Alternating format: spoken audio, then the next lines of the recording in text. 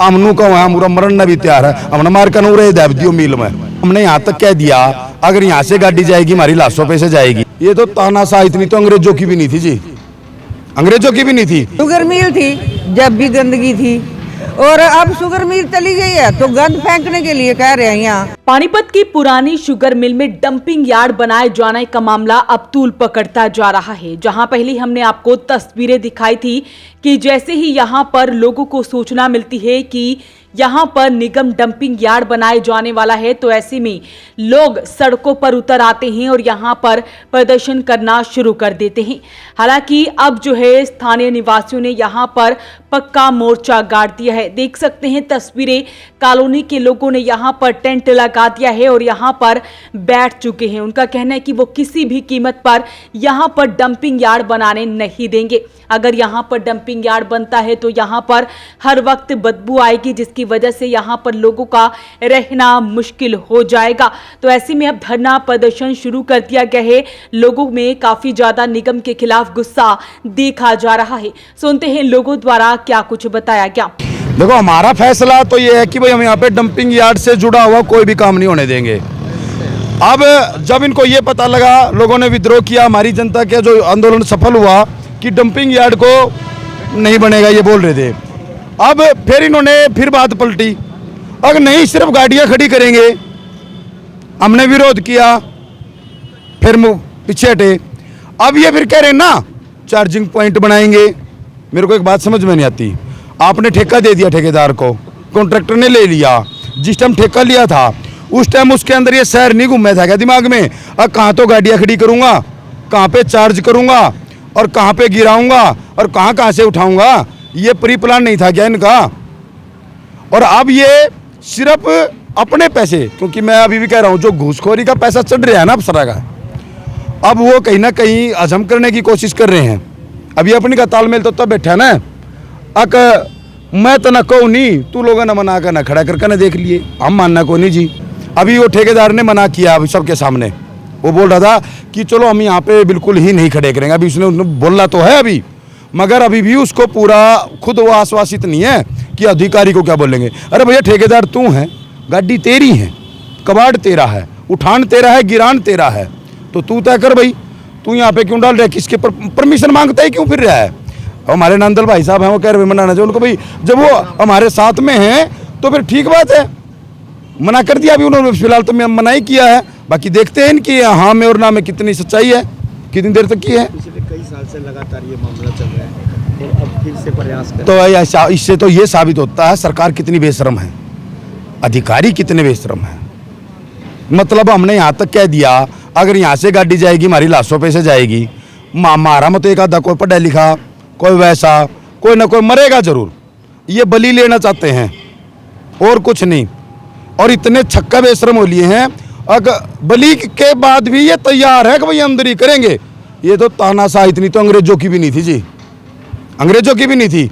वहाँ पर भी अगर मान ले 4-5 काम इकट्ठे हो जाया करते तो थोड़े बहुत अंग्रेज भी मान जाया करते बात ना।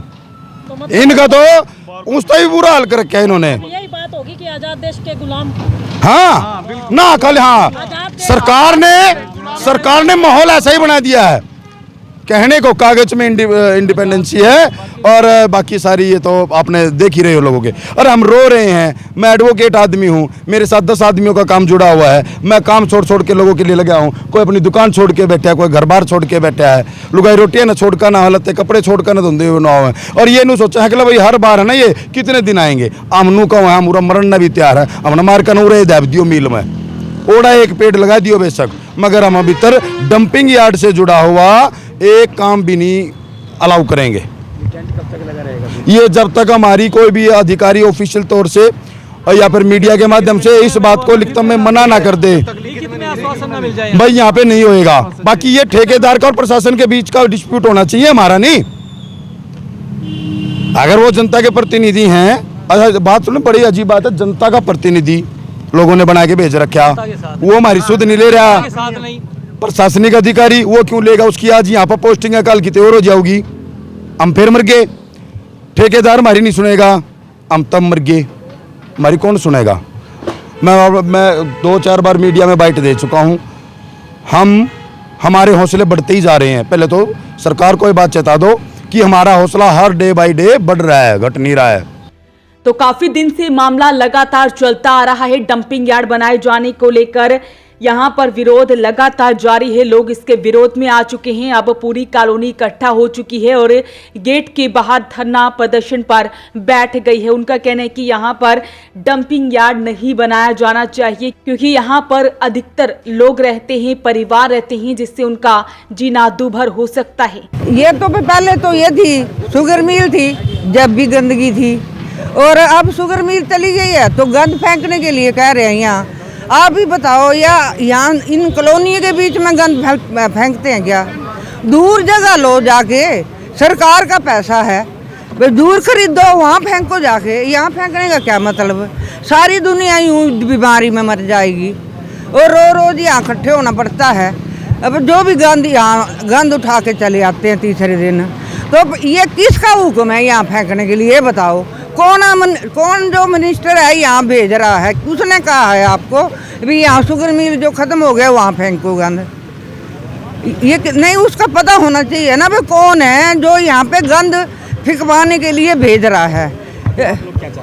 हम तो ये चाहते हैं यहाँ कोई गंद नहीं होना चाहिए, यहाँ दूर दूर तक कोई गंद नहीं होना चाहिए। यहाँ पे कोई और चीज़ बना दो, बच्चों के लिए कोई बना दो, या मतलब जो वृद्धाश्रम बनता है वो बना दो, या और कोई चीज़ बना दो जो बढ़िया लगे, जो उसमें बीमारी कुछ न हो।